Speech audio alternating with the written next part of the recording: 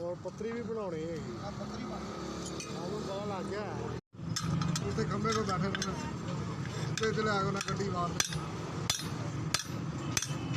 करना तो काम ना काम चलता रहता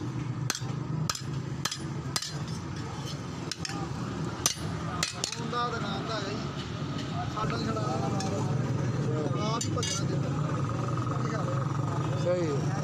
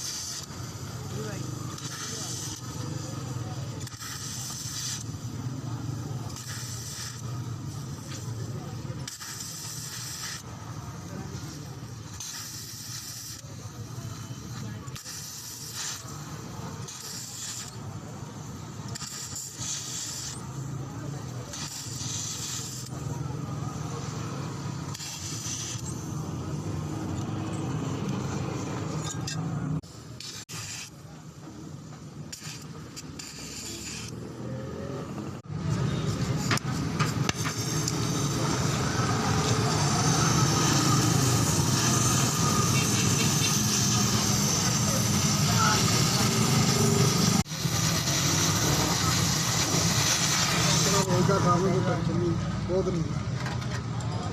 यार बहुत नहीं